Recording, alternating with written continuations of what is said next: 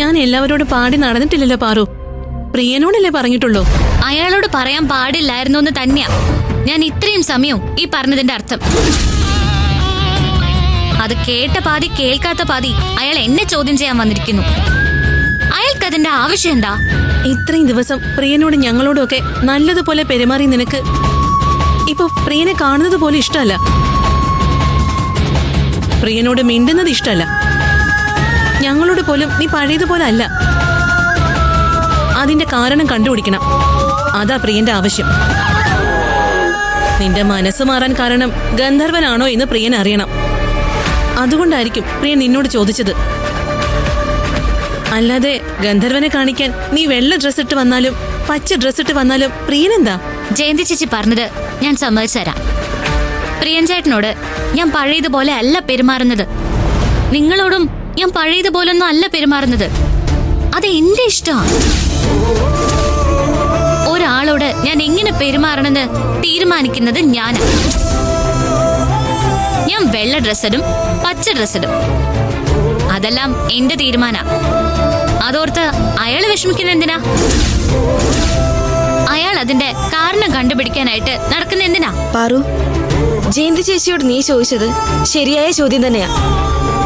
നീ നിന്റെ ഇഷ്ടം പോലെ പെരുമാറുന്നു. അതിന്റെ കാരണം കണ്ടുപിടിക്കാനുള്ള ഒരു അവകാശവും പ്രിയൻ ചേട്ടനില്ല.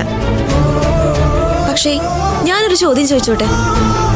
പാവപ്പെട്ട ഏതോ ഒരു കുട്ടിയെ സ്കൂളിൽ ചേർക്കാൻ പോയപ്പോ നീ പ്രിയൻ ചേട്ടനല്ലേ കൂട്ടു വിളിച്ചത്? അതെന്തുകൊണ്ടാ? പ്രിയൻ ചേട്ടനെ സഹായത്തിന് വിളിക്കാനുള്ള സ്വാതന്ത്ര്യം നിനക്കുണ്ടെന്ന് തോന്നിയതുകൊണ്ടല്ലേ? നീ ആവശ്യപ്പെട്ടപ്പോ പ്രിയൻ ചേട്ടൻ എന്തിനാ വന്നത്? പാറു ഒരു സഹായം ആവശ്യപ്പെടുമ്പോ ചെയ്തു കൊടുക്കണമെന്ന തോന്നൽ പ്രിയൻ ചേട്ടന് ഉള്ളതുകൊണ്ടല്ലേ?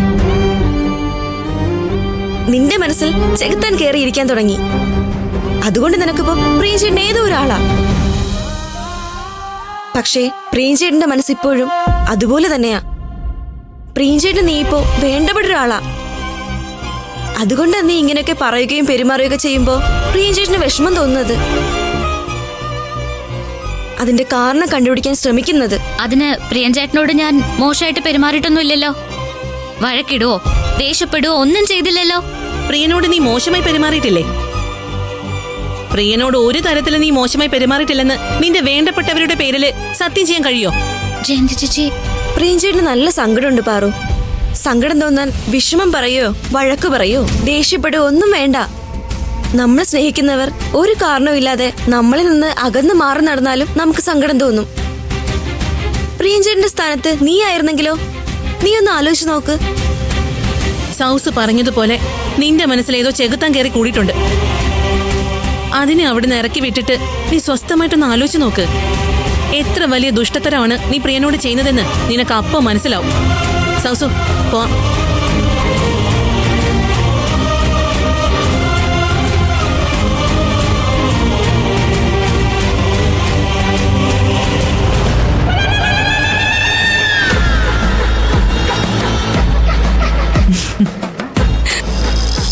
കൈലാഷ്, കൈലാഷ്, എന്താ? ജോലിയൊക്കെ മാറ്റി വെക്കും. എനിക്ക് നിന്നോടൊരു പ്രധാനപ്പെട്ട കാര്യം പറയാനുണ്ട്. മാറ്റി വെക്കാനല്ലേ പറഞ്ഞത്? അല്ല, നീ നല്ല സന്തോഷത്തിലാണല്ലോ. സന്തോഷം നല്ല ഇതിന് പറയണ്ടേ, എക്സൈറ്റ്മെന്റ് എന്നാ. എന്റെ ഫ്രണ്ട് നവമി നിനക്കറിയില്ലേ? അവളിപ്പോ എന്നെ വിളിച്ചിരുന്നു. എന്താ, അവളുടെ കല്യാണമാണോ? അത് പറയാൻ തന്നെയാ അവള് വിളിച്ചത്. അവളുടെ കല്യാണം സെറ്റായെന്ന് പറഞ്ഞപ്പോ എനിക്ക് നിന്നെയാ ഓർമ്മ വന്നത്.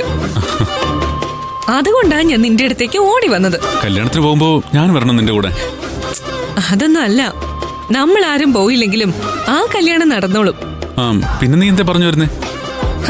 അങ്ങനെ ചോദിക്ക്. ലവ് മാരേജാ നവമിയുടേത്. ലവ് എന്നൊന്നും പറഞ്ഞാ പോരാ, നല്ല വിപ്ലവം സൃഷ്ടിച്ച ലവ്. ഈ ഹിന്ദി സിനിമകളിലൊക്കെ കാണാറുള്ള എല്ലാ എലമെന്റ്സും ഉണ്ട്. തല്ല്, ബഹളം, മുറിയിൽ പൂട്ടിയിടലും, കാമുകന്റെ കാല് തല്ലിയൊടിക്കല്, അതൊക്കെ അതിജീവിച്ച് ഒടുവിൽ അവര് ഒന്നാകാൻ പോകുന്നു. വീട്ടുകാര് തന്നെ ആ കല്യാണം നടത്തി കൊടുക്കുന്നു. അതങ്ങനെ? അത് പറയാൻ തന്നെ ഞാൻ വന്നത്. അവരുടെ കല്യാണം നടക്കാൻ മീഡിയേറ്ററായി നിന്നത് ആരാണെന്ന് അറിയോ? അവള് പറഞ്ഞത് അതേപടി കോട്ട് ചെയ്യാ. ദൈവം. കുറച്ചും കൂടി ക്ലിയർ ആയി പറഞ്ഞ വടക്കുംപാട് ദേവി ക്ഷേത്രത്തിലെ ദേവി. ദേവിയോ? കല്യാണം നടത്തി കൊടുക്കാൻ ദേവി മീഡിയേറ്റർ ആയിരുന്നോ? നീ ചോദിച്ച ചോദ്യം ഞാൻ അവളോടും ചോദിച്ചു. സത്യമാണെന്ന് അവള് പറയുന്നേ. നീ ഒന്ന് തെളിച്ചു പറ മുക്ത. വടക്കുംപാട് ദേവീ ക്ഷേത്രത്തില് ഒരു വഴിപാടുണ്ടത്രേ. വിളക്കെടുപ്പെന്നാ പറയുക. നവമിക്ക് അതിനെ കുറിച്ച് പറഞ്ഞു കൊടുത്തത് അവളുടെ ഒരു ആന്റിയാ. ആഗ്രഹിക്കുന്ന ആളുമായി കല്യാണം നടക്കാൻ വടക്കുംപാട് ദേവീ ക്ഷേത്രത്തിൽ പോയി വിളക്കെടുപ്പ് വഴിപാട് നടത്തിയാ മതിയെന്ന് അവളുടെ ആന്റി പറഞ്ഞപ്പോ വിശ്വാസത്തോടെയൊന്നും അല്ല അവളത് പരീക്ഷിക്കാൻ തീരുമാനിച്ചത്.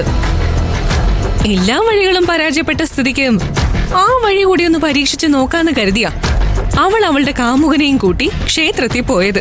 എന്നിട്ട് വിളക്കെടുപ്പ് നടത്തി. കൃത്യം ഒരാഴ്ച കഴിഞ്ഞപ്പോ അവളുടെ അച്ഛൻ അവളോട് പറഞ്ഞത്രേ, നിന്റെ ആഗ്രഹം തന്നെ നടക്കട്ടെ എന്ന്. അടുത്ത ദിവസം തന്നെ ഡേറ്റ് കണ്ടു. ദാ ഈ 28-ന് അവളുടെ കല്യാണ. എനിക്കിത് വിശ്വസിക്കാൻ കഴിയുന്നില്ല. ഞാനിത് നിന്നോട് വന്ന് പറഞ്ഞത് എന്തിനാണെന്ന് മനസ്സിലായോ? പാർവതിയെ നീ എത്രമാത്രം സ്നേഹിക്കുന്നുണ്ടെന്ന് എനിക്കറിയാം. നീ തന്നെ അതെന്നോട് പറഞ്ഞിട്ടുമുണ്ട്. പക്ഷേ നവമിയുടെ കാര്യത്തിൽ അവർക്കിടയിൽ വില്ലനായി നിന്നത് അവളുടെ കാമുകന്റെ സാമ്പത്തിക സ്ഥിതിയാ. നവമി റിച്ച, അയാള് സാധാരണക്കാരനും. നിങ്ങൾക്കിടയിലും ആ പ്രശ്നമുണ്ട്. നീ റിച്ചാണ്, പാർവതി നിന്റെ കമ്പനിയിലെ ജോലിക്കാരി, അതും താഴെ തട്ടിലുള്ള ജോലിക്കാരി. മക്കളുടെ ഏത് ആഗ്രഹവും സാധിച്ചു കൊടുക്കുന്ന പേരൻസ് ആണെങ്കിലും കല്യാണ കാര്യം വരുമ്പോ സ്വഭാവം മാറും. കുടുംബ മഹിമ, സാമ്പത്തിക സ്ഥിതി, സോഷ്യൽ സ്റ്റേറ്റസ് അതൊക്കെ പൊക്കിക്കൊണ്ടുവരും. നീ സ്നേഹിക്കുന്ന പെൺകുട്ടിക്ക് ഇതൊന്നും ഇല്ലാന്ന് നിനക്കറിയാലോ. മുക്ത, അങ്കിള് ചിലപ്പോ സമ്മതിച്ചാലും ആന്റി സമ്മതിക്കുമെന്ന് എനിക്ക് തോന്നുന്നില്ല. അതുകൊണ്ട് ഇപ്പോഴേ ദൈവത്തിനെ മുറുകെ പിടിക്കുന്നതാ നല്ലത്. അല്ല നീ എന്താ പറഞ്ഞു വരുന്നേ? ഇന്ന് ഈവനിങ് 5 മണിക്ക് നീ അവളെയും കൂട്ടി വടക്കുംപാട് ദേവീ ക്ഷേത്രത്തിലേക്ക് പോണം. എന്നിട്ട് ആ വിളക്കെടുപ്പ് വഴിപാട് നടത്തണം. ആന്റിയുടെ മനസ്സിൽ കയറി ദേവി തിരുമറി കാണിച്ചോളും. മോനെ കൈലാഷേ, പാർവതിയെ നിനക്ക് കല്യാണം കഴിപ്പിച്ചു തരട്ടെ എന്ന് ആന്റി തന്നെ നിന്നോട് ചോദിക്കും. ഇതെല്ലാം നടക്കോ? നടക്കും കൈലാഷ്, വിശ്വാസത്തോടെ ചെയ്താ നടക്കും. അങ്ങനെയാണെങ്കിൽ ഞാൻ ഇപ്പൊ തന്നെ പാർവതിയോട് പറയാം. 5 മണിക്ക് അമ്പലത്തിൽ എത്തണമെങ്കിൽ 4:30 ഇവിടുന്ന് ഇറങ്ങണം. 4:30 റെഡിയായി നിൽക്കാൻ പറയാം. കൈലാഷ്, നിങ്ങളുടെ കല്യാണം നടക്കാൻ വേണ്ടിയാണ് ഈ വഴിപാട് നടത്തുന്നതെന്ന് ഇപ്പൊ അവളോട് പറയണ്ട. കാരണമൊന്നും പറയണ്ട, വഴിപാട് നടത്തണമെന്ന് മാത്രം പറഞ്ഞാ മതി. അതെന്താ? നിങ്ങളുടെ കല്യാണം നടക്കാൻ വേണ്ടിയാണ് വഴിപാട് നടത്തിയതെന്ന് അവളറിഞ്ഞ അവളത് അവളുടെ ഫ്രണ്ട്സിനോട് പറയും. തൽക്കാലം ഇതാരും അറിയണ്ട. ഓക്കെ മുക്ത.